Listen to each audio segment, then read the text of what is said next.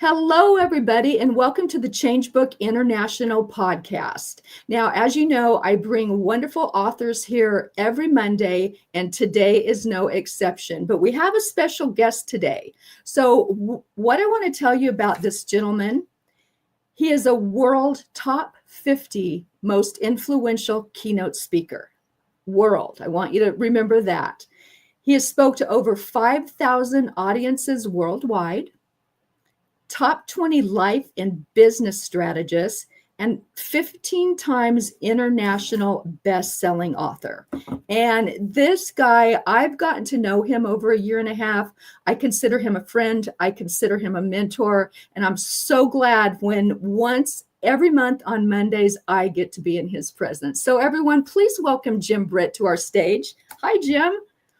Thank you, Nicole. Appreciate you having me.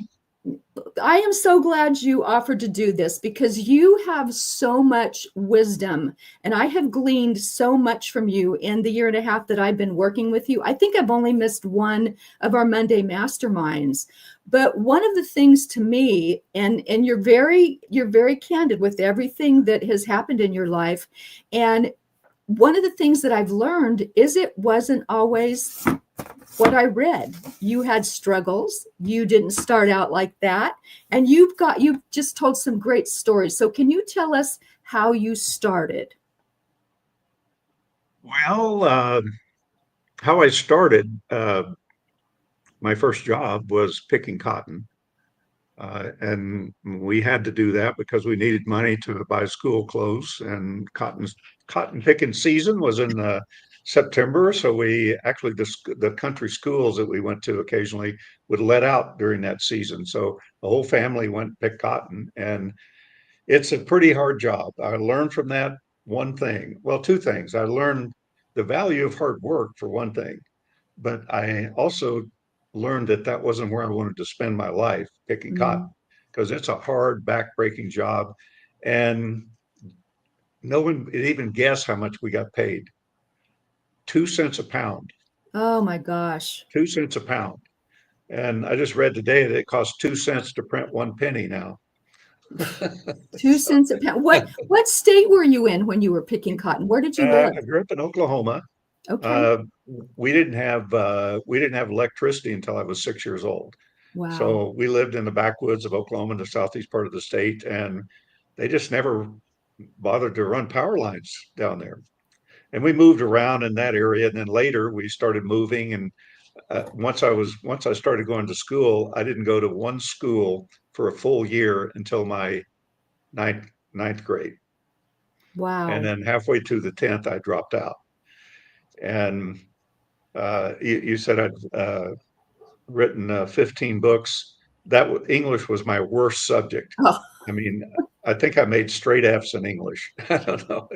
I just I just didn't get all of the prepositions and adverbs and all that. I still don't know the difference. So, when you're writing, it doesn't really matter. It just as long as somebody edits for you, I guess. But but yeah, my first job was picking cotton. And at 17, when I dropped out of school, or 16 actually, I got a job in the gas station pumping gas. Did that for about a year and a half. And I landed my dream job, which was working in a factory on the assembly line, which I found wasn't really my dream job. So, and then I got introduced to a direct sales company, which was my first business venture. And um, it was an interesting time for me because I never sold anything. I didn't know what to do.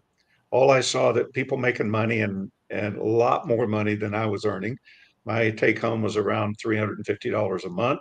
And I saw people earning 10, 15, $20,000 a month, and almost more than I could believe. And so the fellow that introduced me to the direct sales company, and by the way, I had to borrow $4,000 to join up with them. wow. And 4,000 was over a year's wages for me. Wow. And Jim, were you And married with kids at that time? well, I had one child at that time, but yes, I was married. Um, and yeah, I got married at 18 and had my first child at 19. Um, but I asked him, I went to 23 banks and loan companies to borrow the $4,000. And number 23 loaned it to me. Now, I wasn't going to give up, but that was the last one on the list. And I didn't know what I was going to do from there. I'd go to another city or something. But so anyway, I got into the business. I said, well, I don't know what to do. I've got a garage full of soap, basically. I was selling cleaning supplies and carpet shampoos and all kinds of things like that. And he said, well, you got to talk to people. I said, well, how many? And he said, well, if you talk a little, you learn a little. If you talk a lot, you learn a lot. I said, well, how much is a lot? He said, 10 a day.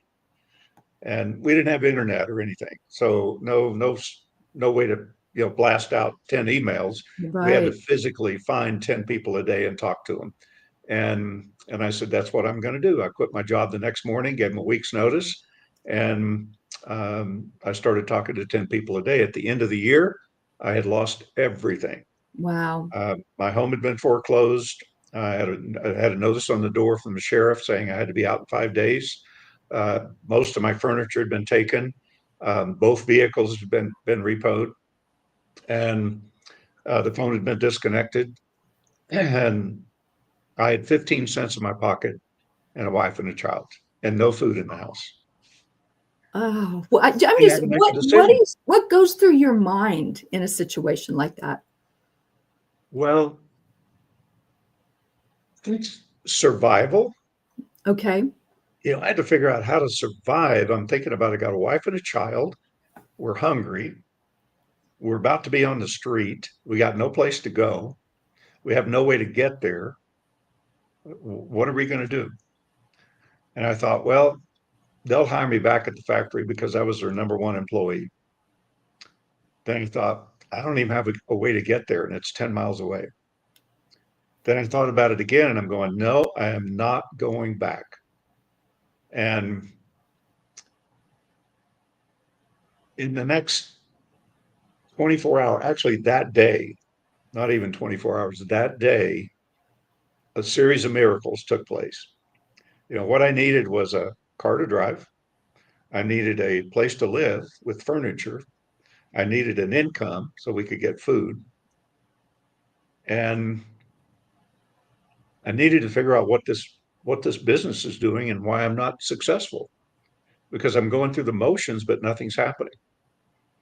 Somebody said practice makes perfect. Well, what I was Mhm. practicing was the wrong things and perfecting the wrong things. Ah, So somebody showed up from the company that day, an executive, and he said, I understand you're a hard worker, but you're not making any money. He said, maybe I can help. Can we talk? We sat actually on my floor in the living room because we didn't have a sofa. And we talked for about maybe 2 hours. And he taught me what I needed to be doing, what I needed to stop doing, and pretty much gave me pretty simple things that I could do to make that business grow. And that business took off like a rocket from there. And over the wow. next 12 months, I earned just under $500,000. And, From no car, no couch, no food to half but a here's million here's the other dollars. thing that happened. I needed food right then. Just because I've got the ideas now, I can go, but I didn't know where I was going to go get any money immediately, and we had literally no food. And so I picked up a 5-gallon container of carpet shampoo. And over that year of talking to 10 a day, that's 3,650 people that told me no, except one. And he bought 5 gallons of carpet shampoo. And it happened to be somebody that I worked for during one summer, actually 2 summers. Um, he was the largest builder in Oklahoma City where I lived. And I did clean up around his projects during the summer. And he really liked me. And I was pretty knowledgeable because in the ninth grade in shop class, which was the only class I got anything out of, we built a home. We went out on site and we built a home. We sawed every board by hand. We built everything from the cabinets to the foundation. Um, so I knew all the trades, and I would catch when I was cleaning up around the site. I would catch things that that the carpenters or the bricklayers or, the contractors missed. And I was always either pointing them out or fixing them and then pointing them out. And so he thought I was pretty smart. And so I picked up a 5-gallon container of carpet shampoo, which weighs quite a bit, by the way. I don't know what the weight is, but it's heavy. And I carried it almost 3 miles in the Oklahoma heat Oh, to humid. to his office, hoping he would buy it. And I finally get there. I mean, I had to stop every 100 feet or so and sit it down and then sit down on the bucket and rest a little bit. And a couple of times I just kind of broke down, like, I don't even know what to do. What am I doing? This is stupid. He's probably not going to buy it anyway. I'm just like, what am I doing? This is really dumb. It kind of was. Now that you look back. But I get to his office and I walk in and he's in the lobby and he said, "Hey, Jim," he said, "How you doing?" I said, "Doing great, man." I said, "I just happened to think about you and I thought maybe you were out of carpet shampoo. You've been building so many apartment buildings." I said, "I brought you another 5-gallon if you need it." He said, "Oh yeah, we'll take that." He said, went to his assistant and said, "Hey, write me a check, or write Jim a check." So he did. I mean, it was about $20, but you could buy food back then, probably 2 weeks supply of food for 3 people for $20. That's a lot of money So I back felt then. pretty good about that. Then he said, "Hey, Jim," he said, "If you got a few minutes," he said, "My brother and I would like to talk to you." I said, "Sure." So go in the office, and he said, "We've been thinking a lot about you. We've been talking about you, actually." I said, "Really? What about?" He said, "Well, we kind of like you. I think you're pretty smart." And he said, "We'd like to do a business project with you." And I said, "A business project?" He said, "Yeah, an apartment complex." I'm going, "Well, I don't have any money to invest, if that's what you're looking for." "Oh, no, no, no, no." He said, "We want to invest in you." He said, "We want to try something. And if it works, we'll do more than one." I said, "Well, what do you got in mind?" He said, "Well, we're about to put up this 52-unit apartment complex." And he said, "We'd like for you to build it." I said, "Build it? What do you mean?" He said, "From the ground up. We want you to handle the whole job. We'll pay for everything, but we want you to handle the whole job." And he had the plans there and everything, rolled them out, showed me the plans and all the stuff. And he said, I said, "Well, what kind of deal do we have here?" He said, "Well, you get paid 300 a week." I went, "I'm in." No, no, don't say anything else. I'm good. He said, "We'll furnish you with a vehicle," which I desperately needed. "And if you want it and need it, a 3-bedroom furnished apartment. Utilities paid." And he said, "And here's the deal. We want to try something and we want to incentivize you more than just making $300 a week." And he said, "We make a lot of money when we build these projects, just in the building part of it." But he says, and then we rent them out and make a lot of money. And he said, normally it would take about 12 months to build this. No, I take that back, 14 months to build it. He said, it would take about 14 months to build this. He said, "So we want to incentivize you. If you build it on time, you've made your money here, and we may do it again." He said, "If you build it in 12 months," he said, "we'll pay you a $60,000 bonus." And I didn't know if I could build in 12 months. I had no clue, because I didn't know what it was going to take to do this whole project. I'd just been doing little bits and pieces here and there. And he said, "For every day that you go past 12 months, you lose $1,000 a day. And every day if you build it in less than 12 months, we'll pay you an additional $1,000 a day." And still didn't know what that really would mean. Could I build it even in 14 months? I don't know. Never done it before. He said, "And there's some other bonuses that'll go with it." He said, "If you build it in less than a year," he said, "we're going to give you 10% of the project." And he said, and we'll probably fill the place up and turn around and sell it. You'll have a percentage of the project. And I didn't know what that meant either exactly, but I knew it could be a lot of money. And so I took the plans home that night, driving a company car, and they had and $20 in my hands. They hadn't Woo. paid. They were going to pay me weekly at the end of the week, and I rolled out the plans and I looked at them and I go, "There's 7 buildings on this. Actually, 8 buildings, including the office building." So I said, they gave me a list of contractors. I only see one cement contractor. I see one carpenter. I see one plumber. I see one of everything. I'm going to get one for each building. So, Wow. long story short, I built the place in 8 months. 8 months. 8 months. So, with my ownership and with the bonuses and the salary and everything else, I earned almost $500,000 off of that project Wow. over time. So, I went from 15 cents to millionaire in just about a year. That is a crazy story, but I want to know, when you drove home in that car after leaving with 5 gallons that you lugged all the way to sell, what was your wife's reaction? She wanted to know if I borrowed somebody's car. She said, "Or did you steal it, or what did you do?" Yeah, she was pretty excited about it, and I Oh, came back with some money to go buy foods, and we went shopping, and I told her about the project, and she said, "Do you think you can do it?" And I said, I don't really know. I said, "I've never done it before." I said, "I do know that you put the footing in before you put the roof on, and you put the walls up before the roof. I know that."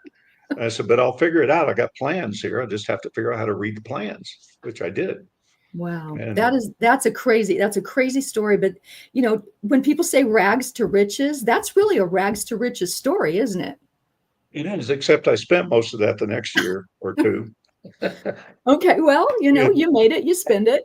I had enough money there that I thought I could live the rest of my life with, but not knowing that the inflation was going to be what it has been. Um, but it taught me a lot of things. I mean, first of all, I spoke to 3,650 people in a year, and all but one told me no. How many people would actually do that?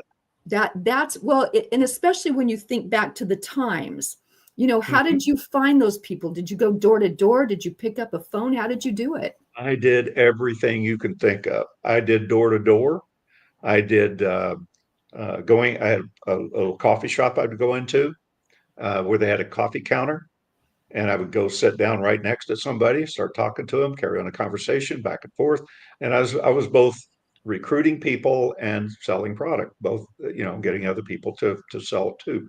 And um, and then when I kind of felt like I'd saturated that coffee shop, I knew everybody in it. And a couple of people behind the counter was distributors that I'd recruited. I'd move on to another coffee shop, and I just kept doing that. And so I did that, and I would go to shopping mall. There was only one shopping mall there, but it was kind of the beginning stages of malls. And um, you know, I just went out to meet people wherever I could go meet them. And I mean, sometimes a person one day said, "Well, how do you meet people?" I said, "It's easy. I picked up the phone and I dialed a wrong number, just a number." And some woman answered, and I stayed on the phone with her for like 6 minutes. I said, Wow. I said, "That was a wrong number." I said, "Yeah, well, people are everywhere People are and they love everywhere. to talk. And if you Yeah. ask questions, you'll get answers." And Wow. That's so I crazy. learned a lot there about what it takes to actually accomplish anything you want in life. Hmm. Um, and it's not just sticking to something until it happens. That's part of it. But sometimes you stick to some things too long, and it's not working, and it's never going to work. But you've got to figure that one out. But I saw people around me making a lot of money, and I knew somebody was doing it. Um, so anyway, the things it really takes, I think, when you really look at people, everybody wants something more in their life. Would you agree? True. I absolutely agree with that. Even Yeah, I today, mean, I do. I see a bigger vision for myself. well, I think everybody wants something more. I don't care if it's a homeless person on the street wanting some shelter or food, but if you ask 1,000 people on the street corner anywhere in America or anywhere around the world, probably, um, if they want something more in their life, I mean, you could find in on Wall Street and a bunch of Wall Street executives coming out of the building. Would you like to earn more money? Every one of them would say yes, Yes. even if they're earning millions a year. So people desire more, but I didn't discover it then. I discovered it later. What stops people from following through with what they say they're going to do? And that I discovered this about 35 years ago. Um, and you hear a lot of talk about changing beliefs and things like that. Mhm. And it's true. We do need to change beliefs, and we can develop beliefs. We do it through, it's like our parents teach us to walk and talk and swim and say our numbers and our ABCs, and we have to learn how to read, and we do all these things. Well, we can accomplish things that we repeat over and over and over. Now we believe we can do it, and we continue to do it, whether it's driving a car, riding a bicycle, or putting on your clothes, or whatever it is. We continue to do that based on how we learn to do it. So that's a belief that we have, um, that's been developed. But in the first 6 years of somebody's life, what do children want in the first 6 years? They don't have responsibilities yet. They want to be happy, have fun, and learn things. That's True. it, right? True. Happy, have fun, and learn things. So parents start the process, as I mentioned, teaching us all the basics, and right on up to driving a car. And we've been programmed to do these things. And quite frankly, they've all become habit patterns that are second nature to us that we never have to think about again. You don't get in your car and go, okay, how do I drive this thing? You get in and you just know where you're going. You have to be aware of your surroundings, but you're not really thinking. If you see a red light, your mind's not going, okay, that's a red light. I need to slow down and hit my brakes. We just do it We do it. automatically. If you get up in the morning and put on a pair of pants, you always put the same leg in first every single time, and you've done it since you learned how to put on a pair of pants. And True. everybody on the planet does the exact same thing every time they put on a pair. Um, and if you don't believe me, try putting the other leg in first and see what happens. Throw you all off. I'd probably fall Very, over. I tried it one day and I did fall over the floor. I tripped and fell over. So, but okay, I won't do that again. I was just trying to prove it to You're a myself that, fast learner. yeah, that I could do it just as easy, but it's not. So, um, so then I thought, okay, well, what happens if a child, there's something negative happen? Let's say they're abandoned. It could be the worst thing. Grow up in orphanages, foster homes. What happens if the child is verbally abused while they're growing up, the first 6 years, or physically abused, or grow up in a household that's, disruptive in some way, maybe an alcoholic parent or one parent that abuses the other or arguing all the time or, things like that. What happens when that child experiences that? I can tell you what happens. They learn to suppress it. They Mm, want to get back to being happy and having fun as fast as they can. So they suppress it. And once suppressed, you can't quite get back to as happy as you were before. And every time that happens, it gets repeated and repeated and repeated. Pretty soon, it's hard to even get back to that happy feeling at uh, all. And true. it's so covered up with all of the negative experiences that you're holding inside, um, that within that first 6 years, we develop a core belief that we have about ourselves that we don't know we have. We Yeah. have no idea we have it. We have other beliefs, as I mentioned, but we don't, that core belief, we don't know we have. So the problem comes in is every time you make a decision, it gets filtered through that core belief. Mm. before you take action. Wow. So, somebody grows up without the love and attention that they felt like they needed as a child. They may end up as a victim in an abusive relationship. They may end up as a victim of their own abuse, overeating or over drinking or whatever to cover up what's missing in their life, and abusing themselves because they don't feel worthy of it because they never had it.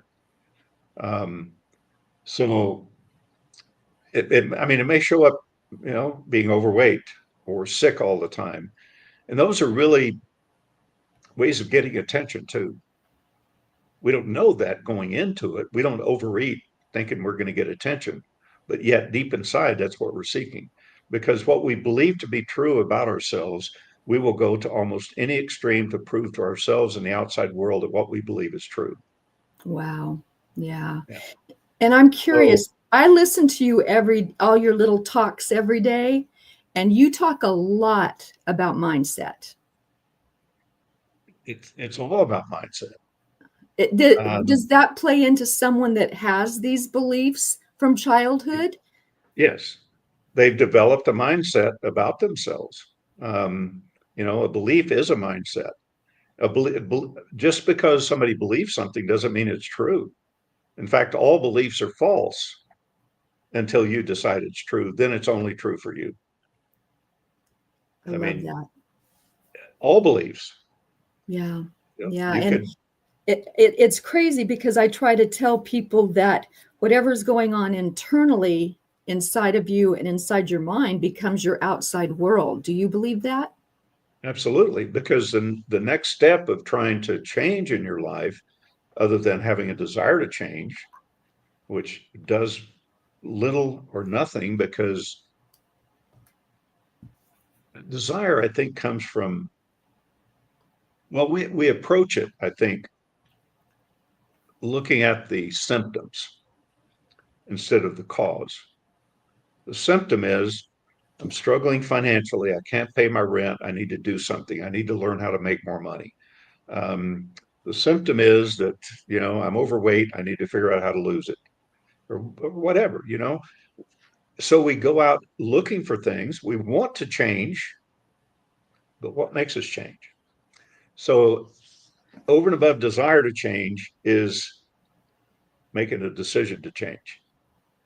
And it has to be a decision that's a very firm decision that nothing less than this will do. Not just saying, I want to change. If I want to lose weight, I need to lose 83 pounds or whatever it is, or 50 pounds or 20 pounds. I need to get healthy. I'm eating the wrong things. I'm unhealthy. I'm sick all the time. I need to get healthy. What does healthy mean to you?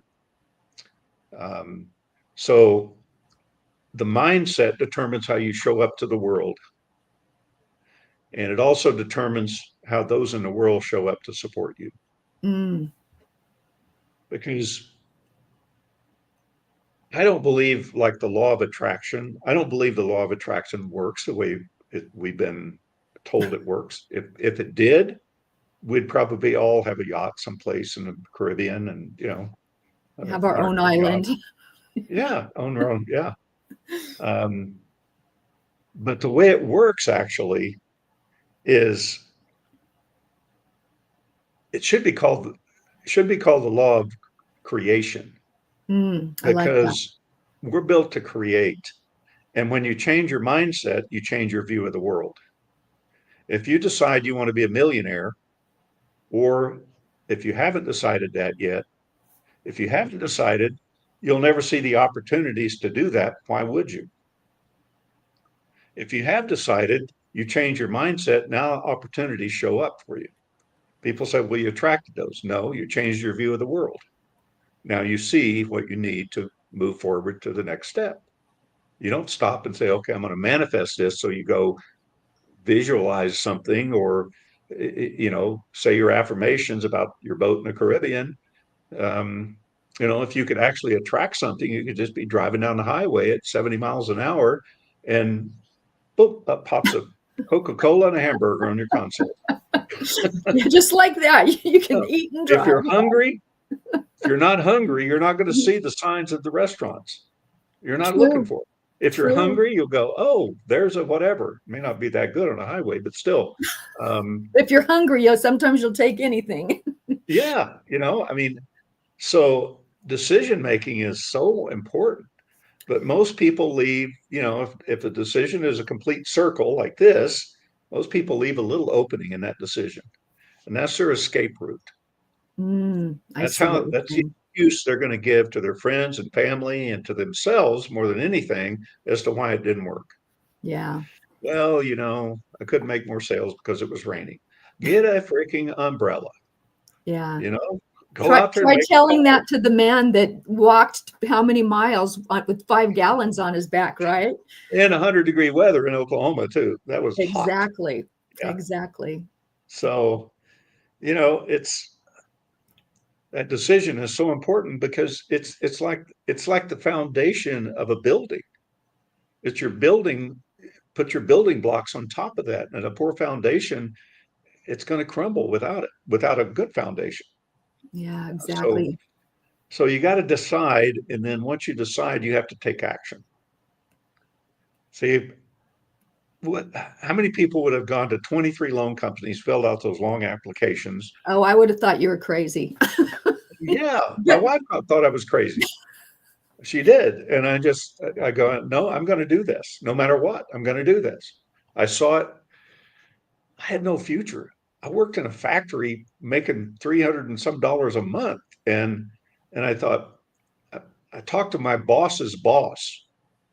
And at the rate back then, I figured if I could retire in 30 or 40 years or whatever it was, and I was going to be making like $350 retirement then, with a percentage of my pay. And going, that's no future. wow. So what am I going to do for a future? I'm a high school dropout. Nobody wants to hire me. I never even thought about starting my own business until I got into that direct sales or saw that. And I thought, I've got to do this. Wow. But you know what really came out of there? Uh, Jim Rohn was the trainer in that company. Oh, okay. And that's where we met. Th- Okay. And that's what led me into the business of speaking and coaching and personal development. Well, Um, I was going to ask you about that. How did you pivot to, 5,000 audiences worldwide and 15 times international bestseller? Because when you talk about mindset, you have to have a mindset to be able to do that as well.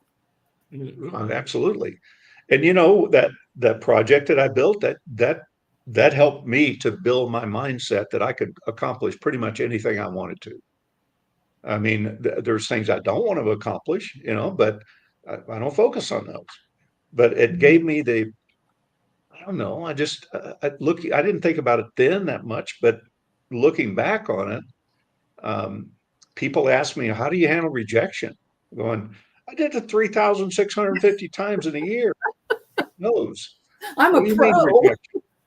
Have you ever been down? Yeah, I was down one time. Nothing was there. I don't want to go back. Yeah. So it's like you learn from things like that, and you can apply those later in your life if you will. You Yeah. know, A those, lot of life those are lessons. great. So Yeah. tell us So about Jim Rohn. I want to hear how I know the two of you have done some amazing things together. Can you talk about that?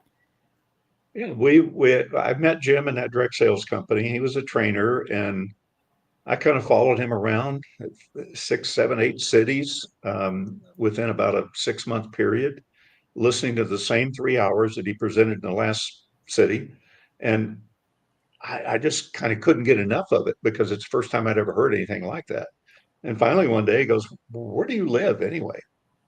Who are you? Why are you following me? Because yeah, I was following him, and we had lunch, and we ended up developing a friendship, and later we partnered up in business, and my job was promoting him, and I did such a good job, pat myself on the back that kind of forced me into speaking, and then I think that well, I know that's scared the heck out of me actually. Had you wanted to be a speaker after watching him? No, No. I Okay. mean, in the back of my mind, maybe I wished I could do something like what Jim Rohn does. But kind of thought he had the corner on all good material, and his presentation style was flawless. And I don't know, back of my mind, yeah, I think I did want to, but it also scared me. I mean, I remember the first time I got up and introduced Jim Rohn at a seminar. I think there was, I don't know, 500, 1,000 people. I can't remember. But what I do remember is I couldn't see anything when I got on stage. I mean, the terror, I guess you'd call it, fear, was so strong that when I was talking, it sounded like it was coming from outside me instead of from inside Wow. me. I And know that feeling. Yeah. people were all, I mean, people were kind of fuzzy, but like I was losing my eyesight or something. I don't know. It was But you weird. did it. I've never You been did that it. scared in my whole life. You know? Wow. So when you Um, walked off that stage of that many people after introducing him and you finally gathered all your senses, what did that feel like to you? Did that spark something in you? yeah, it did. It did. And I wanted to continue doing those introductions.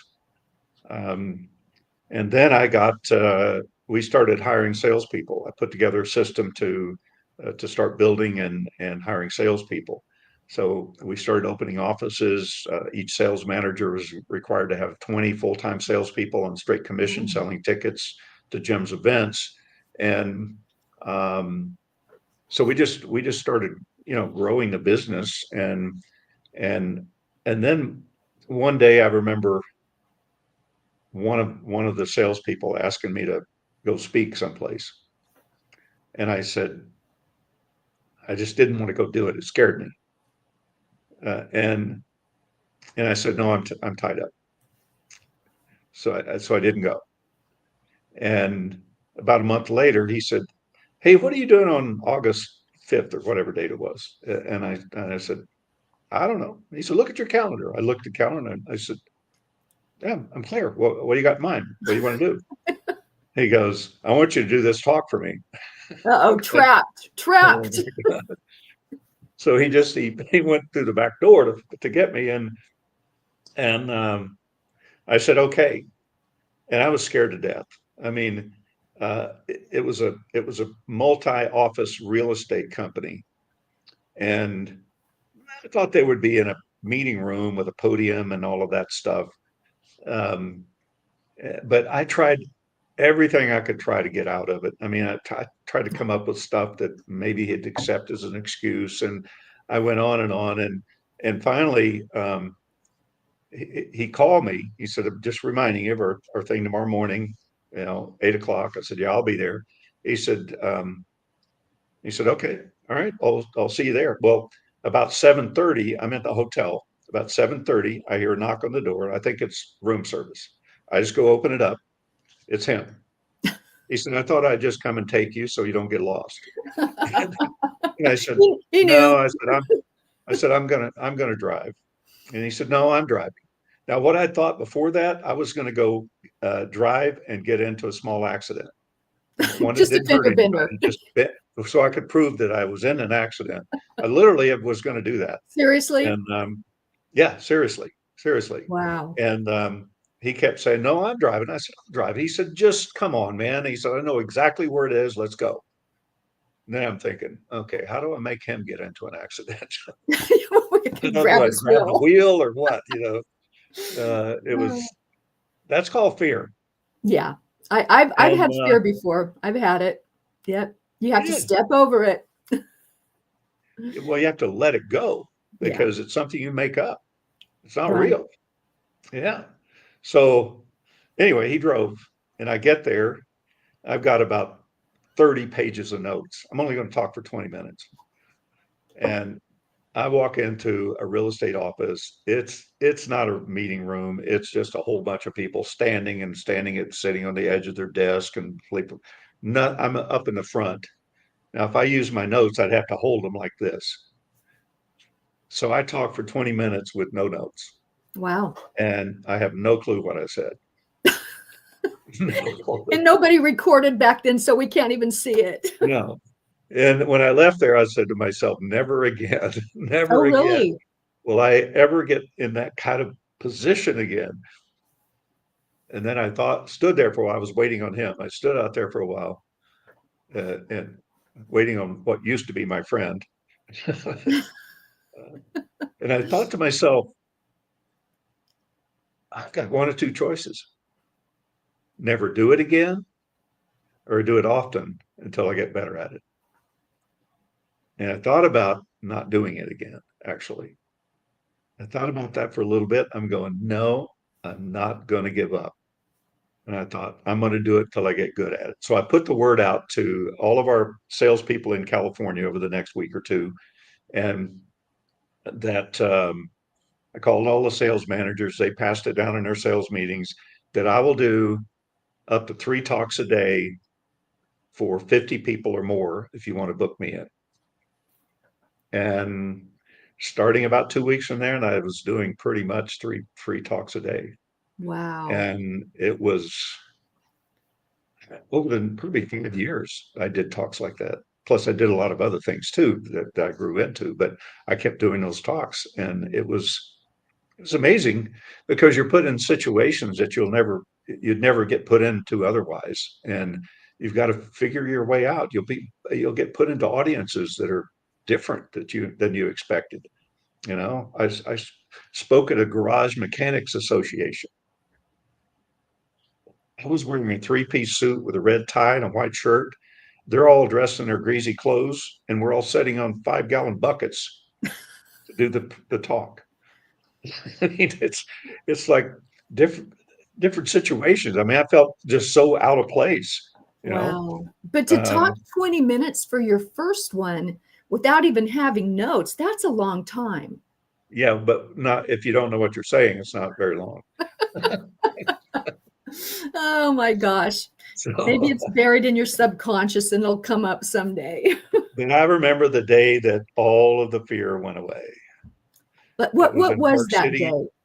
It was Park City, Utah. I don't remember the date, but it was on a Saturday, and I was booked into an event that was about 400 people, and it just hit me that morning that no matter what anybody asked me about what I was talking about, I had an answer for it. And I Wow. think before I was always concerned that somebody might ask me a question I couldn't answer. And but that day, when I walked to the meeting room, and my only thought was, "Let me up on stage. I'm ready." And and since then, and if I don't have an answer, it's okay to say I don't know. Yeah, right. Everybody doesn't know everything. I don't know everything. It's just it's okay to say I don't know. But you started asking me about why people do stuff, and what happens to them mentally and emotionally, and why they end up where they are.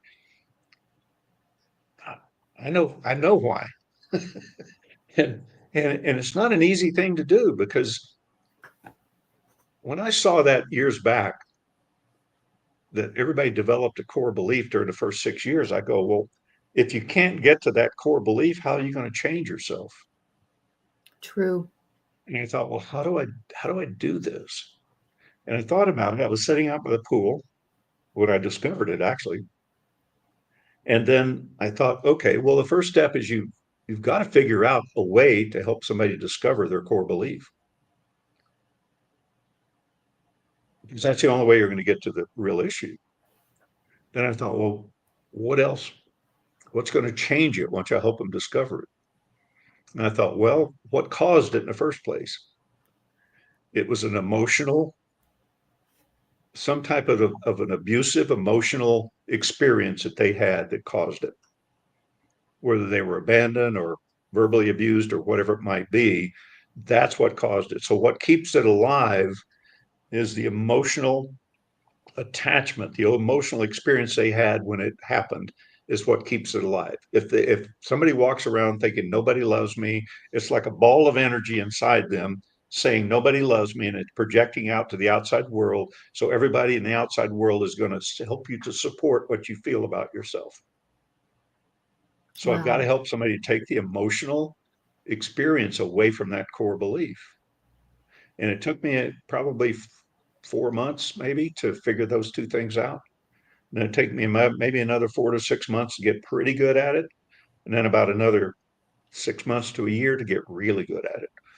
And so if you can't get to there, um, but people have to take action. They have to, if they want to accomplish something, and if you can get to your core belief, uh, I mean, a person could do it themselves, but it's not very easy Right, because right. No, I know even, that. People just sometimes people are afraid to find that core of course, belief. yeah, they are. They don't want to go back there. They don't want to go back to the experience that happened. I mean, I've helped a couple of hundred women get out of abusive relationships, That's and a a lot. few men even. That's Pardon? a lot. That's a lot of people that you've helped. Well, it's so easy from my point of view, but if you're in it, it's not. Yeah, That's the problem with that core belief. You developed it when you were 1 to 6 years old, long time. Yeah. and you don't make notes during that time, and you No, don't think about yeah, your developing a core belief. And people today that keep re-experiencing that don't think about the fact that they're reinforcing that core belief. Every time you mhm, try and fail, you reinforce that. So it true. just gets stronger and stronger and stronger. And how do Uh, you help them? Do you help them one-on-one? Do you have a course that you put well, together? Are some of your books about that? What's your way that you can get to them, help them understand themselves? well, multiple ways. I do it one-on-one. That's one. Um, I do it in groups. I approach it differently in groups, but people still get it on a really deep level. Have different exercises that kind of takes them into experiencing their core beliefs. And I work with some people during the group, one-on-one, and everybody else has instructions to do certain things. If I'm working with this person, they're working on their own issue at the same time. So that it works. Um, and I have a program, the power of letting go, because we lose our power when we hang on. Whew, you're not kidding. And people say, it's hard to let go. I'm going, no, it's not. If I'm holding this mouse in my hand, does that mean I have to hold it in my hand the rest of my life? And the answer is no. I can lay it down. We do have a If choice, somebody don't we?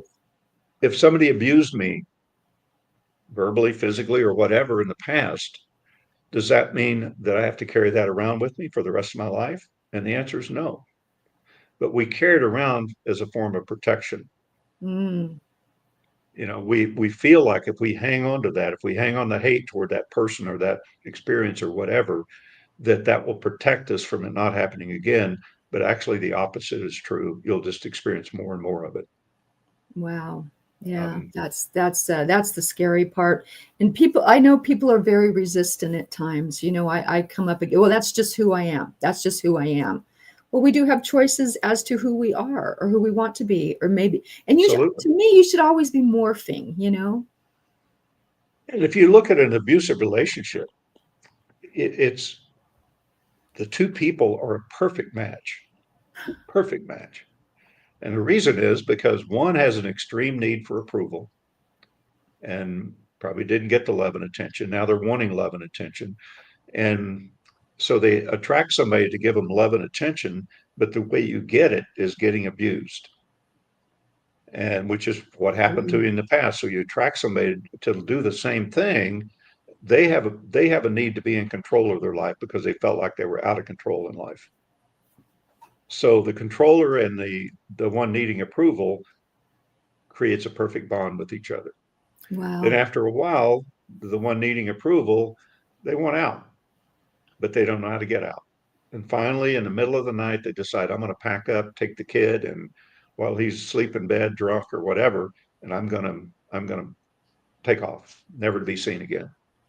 But what they don't realize, they're going right into another abusive relationship eventually. Probably not too long It just when that kind of repeats, doesn't it? I noticed that in it my all pattern. repeats. It all repeats. I know I It kept does. drawing the same type of people until I looked at me and Yeah. realized it's not by accident, it's me. Hmm.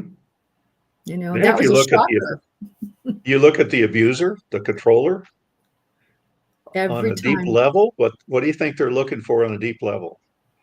More love and attention.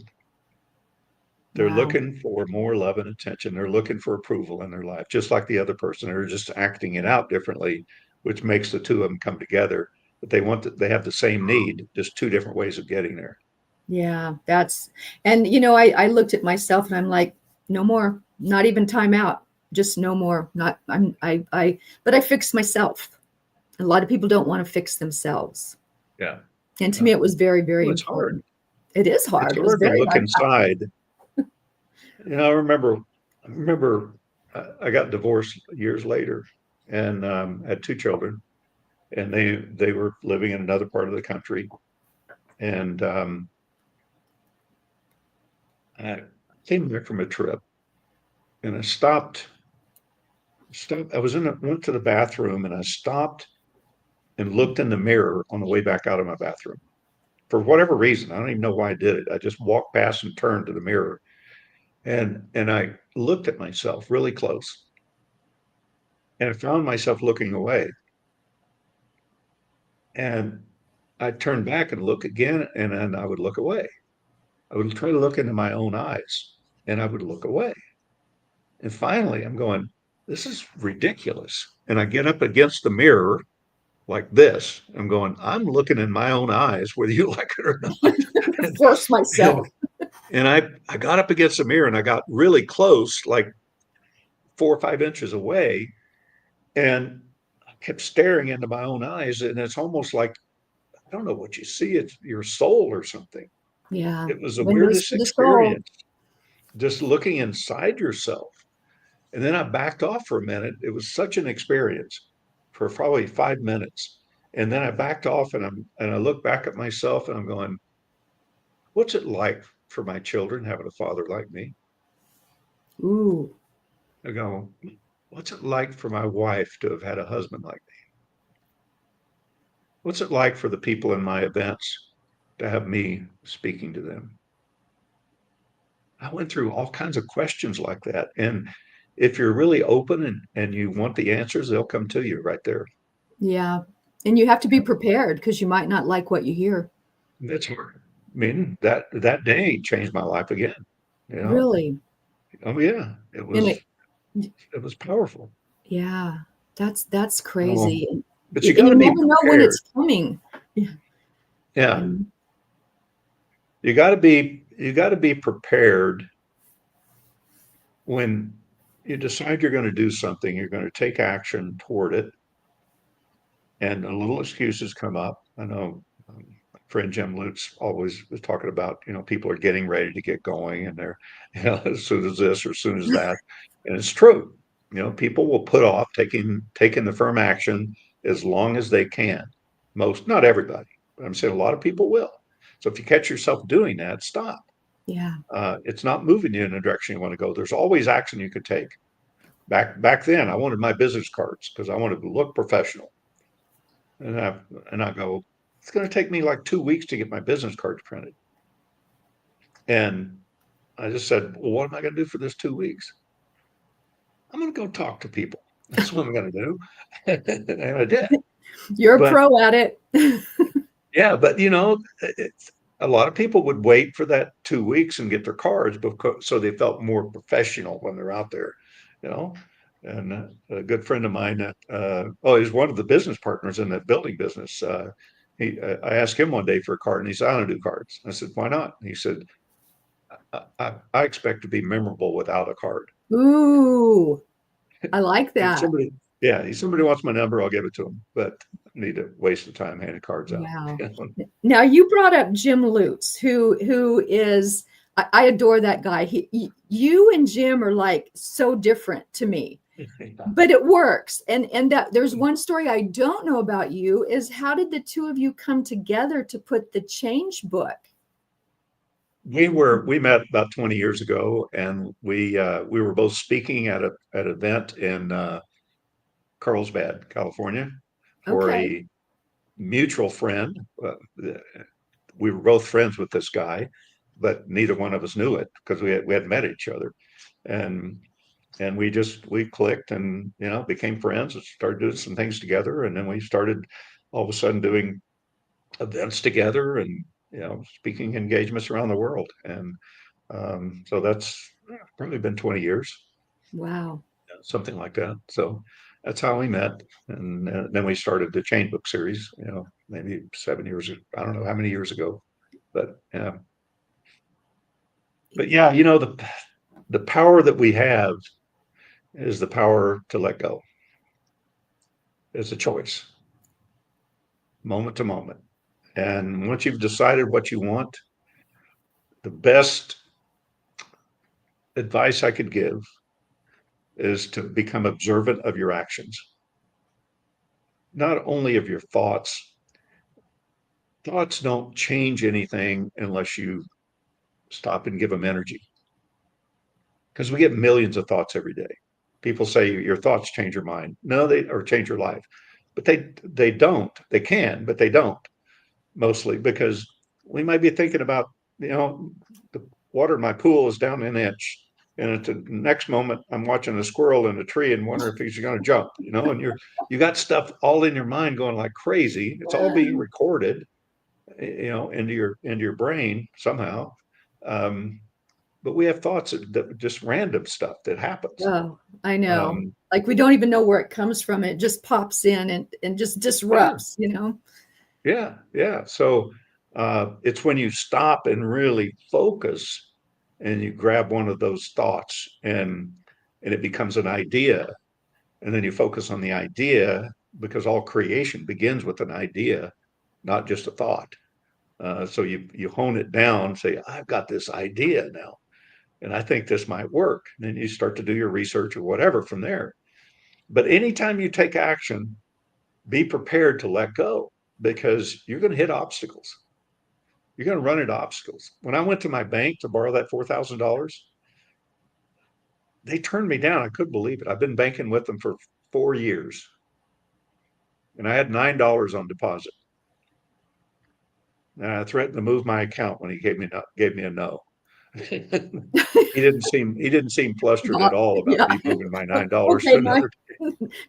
we'll He shake said, here. I Yeah. mean, literally, I said, I may just move my account someplace else. He goes, kind of like that, Oh man. whatever. But a year later, less than a year later, within a few months later, he was calling me Mr. Britt Mr. because I was Britt. coming in with $20,000, $30,000 deposits Wow. and stuff like that. And he was like, wow. Yeah. No, Yeah, that what can I do for you? The manager would oh, come I'm out and see sure. me. Yeah. Giving you all kinds of free stuff. It But was, yeah. that's that you are quite a success story. Well, And I don't know. I just do what I do, and I well, you try to do it keep it well. simple and to the point. And Every action you take is going to move you toward what you want or away from it. Success in absolutely. anything is that simple. Once you've decided, if you haven't decided with that firm decision, it doesn't matter what actions you take because you're going to be all over the place anyway. So, you know, stop and ask yourself, what do I really want in my life? What kind Yeah. of, not how to get it, that's next. What do I You want want? to be a millionaire, you want to have $1 million in the bank, 10 million in the bank, then focus on that as what you want and then come up with reasons why you want it. Oh, okay. Okay. I mean, because without that, it's like I used to tell the story years ago, if I remember it. Let's say that I wanted to have a chauffeur driven limousine. I'd ask myself why. And the answer would come back maybe because I would look good in it. Then I might go, okay, well, why do you want to look good? Well, I want to look good because I want people to notice me. Why do you want people to notice you? Well, I want people to notice me so I'd have more friends in my life. Oh, why do you want more friends in your life? Well, I want more friends in my life because I want more love in my life. Well, why do you want more love in your life? Well, I didn't have the love growing up that I wanted, and I want more of that, which is a long way from a chauffeur driven limousine. Wow. I know. That's like See? a core belief right there. Yeah. You just keep drilling down until you get to the essence of what you really want. And Right. it's not the limousine at all. It's not the money No. at all. But yet money When you say money makes the world go round, it's absolutely true. And you have to have it these days, you know? And I Absolutely. could probably tell you with mathematical accuracy how much money somebody has in their bank account if they say money's not important to them. Because if money's not important, you'll have very, very little of it. You know, what do you want to do with your life? Well, I want to help more people. Well, would having more money help you to help more people? And the answer is yes. We just have to look at things realistically as to what we're doing with our life and the time we have, which is short. Yeah, it goes fast, doesn't it? It does go fast. Yeah. Goes very fast. Even looking back, it's like, man, a decade now seems like a week. It's just Yeah. boom, boom, boom, boom, boom. So, well, Jim, Yeah. I have to tell you, this has been a fascinating interview. And I am so grateful that you offered me to be able to interview you. I I Well, I, I give thanks for that because I think I've missed over the year and a half that I've been involved in the Change Book. I think I've maybe missed one of our Monday night meetings because I was sick. And mhm. I have books that I can look at over here and just you and Jim, just your thoughts are like rapid fire.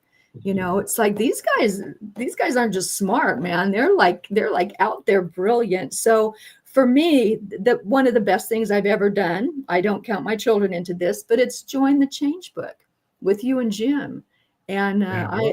I, for one, am extremely grateful to know both of you, to be able to glean from your knowledge, and to be able to put it into use when you tell us. Well, everybody's a teacher and everybody's a student. It just depends on what you need. And, um, it's just a matter of putting things into action. It doesn't matter where it comes from, but it's also a matter of keeping it simple, because if you complicate things, nobody can apply it. If you've got to, pull off the side of the road and throw a blanket on the ground and look up the stars to be able to let go of something, then you got the wrong program. Because you got to be able to do it while you're driving into traffic. You got to be able to let go of the fear of being in crowds while you're in crowds. Yeah. Yeah, And it's easy to go off to a cave someplace and meditate for the rest of your life. That's to me, that's a cop out. You know, right. get, That's very, get in very true. life and learn to do that. Learn to become disconnected to all of that while you're in life. That's the real lesson, Yes. the tough one. So Wow. You are a yeah, man of wisdom. do you have one more minute? I'll just close Oh, with something here. absolutely. So you may have heard me talk this on a Monday night call, but we'll have some other viewers here. But a friend of mine and I used to read the same books. Not always, but we'd pick a book and say, "Let's read this, and then let's discuss it." And we had picked one book. It's called The Impersonal Life, which is a very in-depth book. It's almost like it doesn't have an author. It's like Oh, okay. you presenting to you, Oh, interesting. Okay. or you might say God presenting to you, or what? Yeah, I mean, take it however you want it. It's just kind of an interesting book, very in depth. And so anyway, we were discussing some page that he wanted to discuss, and we spent about an hour talking about that one page. And at the end of our conversation, we were on the phone. He said, "Hey Jim," he said, "what do you think the word resourceful means?" And I said, "I don't know. Never thought about it." I said, "Maybe using your imagination, being more productive." I said, "Why?" He said, "Oh, it's just an interesting word." I said, "Yeah, I guess so." That was it. So a few hours later, I was driving home and I couldn't stop thinking about the word. It just kept popping in my mind, resourceful. What does that mean? Resourceful, resourceful. And I get home and this was 35 years ago. This is part of what changed my whole view of what I do now and the letting go and all of this. Um, so I get home and I went to the dictionary, opened up the dictionary, and the word resourceful was defined as once again full of source. I go, be interesting, depending on what you think source is. Wow. And then I thought, oh, I'll look up the keyword source. So it was defined as where all things originate. not some things. It just said where all things All originate. things. And I went, wow, that's powerful. Again, depending on what you think source is. And a couple of days later, I was at the bookstore and I looked in a different dictionary, saw the same definition. And then I looked in another one. It didn't show any of it. Just kind of something a little different. I forget exactly, but it didn't say where all things originate. And I looked in origin of words, and I was in another bookstore later. Looked in the dictionary. It said where all things originate. I'm going. There's got to be another definition for that. And so I kept for about a year and a half. I was obsessed like every day, but yet I was always thinking about it. And so I was in a little town in the UK, Chester, England, Mhm. and had an event. I was out on a little walk during the break for 2 hours, and I was walking down the sidewalk, and I look up at the back door of this building. Had a little sign at the top of the door. It said antique books. And I went, I bet they have older books here than we have in the U.S. I just eaten at No a restaurant kidding. the night before that was built in 50 AD. I Wow. thought, it's got to have some old books here. 50? 50, 50. 50. Wow. In fact, when the doors going into this place, I'm 6'4". The top of the door hit me about right here. The And little every people. entrance, there were several doors in the place. Every entrance was about 5 feet tall, Wow. five, Must have been maybe little 5.5. druids running around. No, it's just smaller people, I guess. I don't know. Yeah. But Mm. big beams and stuff. It was a pretty cool restaurant. Um, and then anyway, I walk into the bookstore, and first thing I see is a big, thick dictionary. It's about almost a foot thick, and it was all tattered on the edges and stuff. And I wished I'd looked at publication date. I have no idea when it was published, but it had a sign on it that said "Do not open." And I wrestled with that for a little bit, and I thought, that's probably for people in the UK. So I decided to open it. I was prepared to buy it, I think. I don't know what it would have cost, but I opened it. And I went to the S's, very careful with the pages. They were kind of brown looking. And so I get to the word.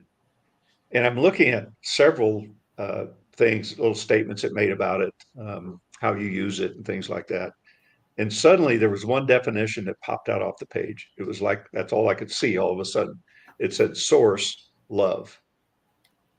I went, wow, source is defined as love. And I thought, resourceful is once again full of love. Love.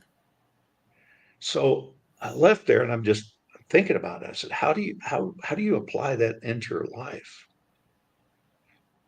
And suddenly I thought, well, when you decide to do something that you have a lot of passion about, you're very passionate about it, you fall in love with it. And that's what creates the passion to keep you moving forward. So you fall in love where all things originate, and the passion helps move you forward. I thought, wow. I kept walking down the street. And then again, I thought, okay, I think there's a flaw here. I thought, if all things originate in source or in love, where does fear come from? Mm. And I thought, wow. Kept walking, kept thinking.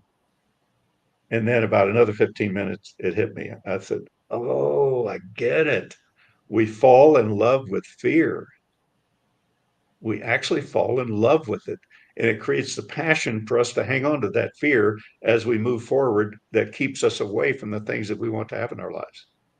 We create it. We create the vision, then we create a fear to keep us from getting the vision based upon our core belief that we have about ourselves. Wow.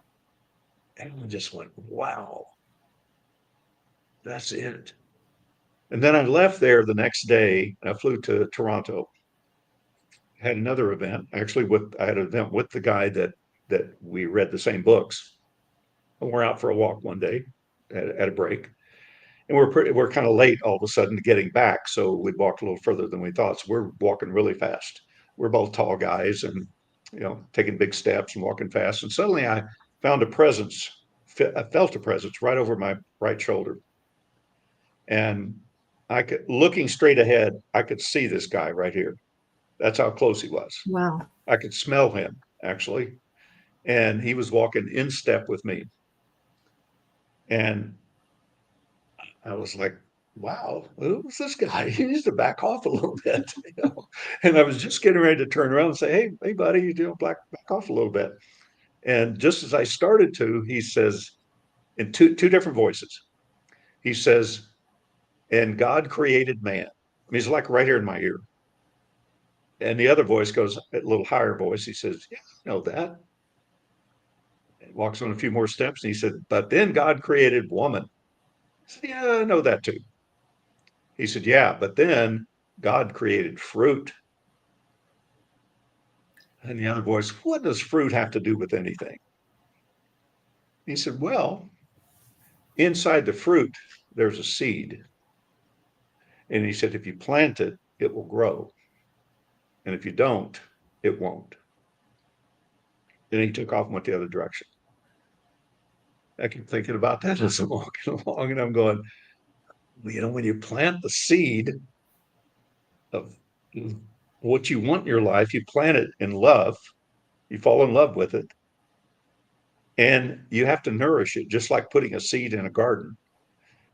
What grows automatically in a garden? You plant some things, but some things grow automatically. Yeah. In my garden, Weeds. it's weeds. Weeds. Weeds. What grows in your mind? Weed of doubt, Yeah. uncertainty, uh, you know, lack of courage, all kinds of things grow in our minds. So we have to learn to nourish that seed by plucking the weeds out, the weeds of negativity and doubt and worry. And so if you take care of it and learn to let go of those things that's holding you back, that's throwing you off track, that's the key. It's so easy in today's world to get thrown off track. No. So easy to waste time. So easy to go scroll through Facebook. It's so easy to make an excuse to not get up when you're supposed to get up in the morning, whatever time that is. I get up when I'm done sleeping, but that's usually around 4:30, maybe 5 o'clock latest. If I sleep till 5:30, I went, wow, I really slept in. So 5:30 a.m. Oh my yeah, goodness. yeah. Somebody called me this morning. Hey, bother you so early? It's 9 o'clock. I'm It's like going, I've been up well, since yeah. I got up at 4 this morning. I said, well, I've already had a half a day. I've already worked 5 hours today. So, um, but I'm always remember of the kind of a little story or thing that Jim Rohn used to tell. He said, the guy was walking down the street and another guy in his garden. He walks over to his garden. And he says, hey, wow, you and God have a beautiful garden here. And the guy in the garden, he said, yeah, you should have seen what God had it by himself. Wow. So Yeah, that's you're in partners there. You're in partnerships. We just don't realize it. absolutely. I agree with that 100%. Yeah, And if you that look at the world, the universe, there's a thing called quantum entanglement. I just read Quantum, about that today. really? Yes, about Yeah, a simple explanation of how you're entangled, and no matter where that quantum particle doesn't matter. goes, it's still entangled. Yeah, they say that energy flows in a single line, but Hmm. some does. Sometimes you see an energy spark back and forth or something. You see lightning going in a kind of a zigzag thing. Um, but quantum entanglement means that everything is energy. Basic, your energy, I'm energy, this computer's energy, everything's energy. It's just to make this mouse, we had to partner with that energy, and we came up with this. First version of it wasn't as good as this one, True. I and as remember. we used it a little bit and started looking at it differently, we created a different one. And this microphone that's in front of me, that's somebody else had a partnership with that energy. So you can create anything you want, And anything you want. I've always heard that everything is out there in the universe. Everything that is, was, and will be. It's the person who gets to it and Yeah, uses that energy. yeah, yeah. I mean, So you look at if you really think about it, you can get answers to your problems in simple ways. You can look at a tree outside your window, and let's say you're struggling with something. How could that tree provide you with an answer? If you look at it up and down, you could say, well, it's strong. It's got deep roots. Those roots are where it nourishes itself. And if you look up higher, though, they're little skinny leaves or limbs, and then they got leaves on them. And sometimes you see it blowing in the wind. So you got to be a little bit more flexible and kind of go with the flow sometimes. And when you feel like something's taking you out of that flow, it's time to stop for a moment and realign yourself with the trunk of that tree. I mean, you look at almost anything, man-made or not, and it'll give you the answer to what you're looking for if you just look at it for a while. And silence gives us a lot of answers. To sit in our own silence, for me, is very effective. And, No doubt about it. No the doubt. universe will just provide. Yeah. Well, when you get stuck on, you're trying to think of something. Let's say you're trying to think of an actor in a movie that you saw, or the name of the movie, and you just can't. You can see him playing the part, but you can't think of the name of the movie, and you're trying to tell somebody, and you go, "Oh well, it'll come to me," and you kind of let go. You didn't know you did that. It's just, "Oh well, it'll come to me," and 30 seconds later, boom, there it is. Where does that come from? Yeah, exactly. No, it's very true. And before I go to bed at night, I always say, for every problem, there's a solution. To every question, there's an answer. Every night. It may sound crazy, but it's just something that it's like, I want to be prepared for tomorrow. So I want everything to come to me. Yeah. And you know what? 99.9% of the time it does. Like you said, sometimes it kind of disappears and we have to be like, okay, come on. But it's there. And if we work with the universe, it works with us beautifully. Yeah. And every solution has a problem. Mm-hmm. And every problem has a solution, but every solution has a problem, because that's the obstacles you have to overcome to get to the end result of that solution. Absolutely. Maybe just a quick little doubt thing that's in your mind. You have to get over that to keep moving. But I just think, keep it simple. Don't get too worked up about life. You're not going to get out alive anyway. Yeah, exactly. So right. Enjoy the time while you're here. Yeah, I believe that as well. And, for any of our audience that is watching today, I love watching your little clips that you put up there where it's 2 minutes or so that you talk. And on LinkedIn. Mm-hmm. I do. As a matter of fact, I was telling my daughter's getting ready to go into the real world really soon. And I said, hey, listen, this guy knows some stuff. Why don't you, So anyway, it's funny. I could talk about mindset to her, just one ear and out the other. But, when someone else speaks of it, she happens to perk up and listen. So Very true. It's hard to do certain things with family. Yeah, absolutely. But wow, yeah. This has been amazing, Jim. You are an amazing man.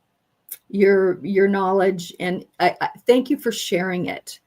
It's my pleasure. That's just what I do. That's my profession. So yes, and you do it well. You do it well. Thank you. So thank you so much for sharing your whole story, for being a part of this. I am so grateful.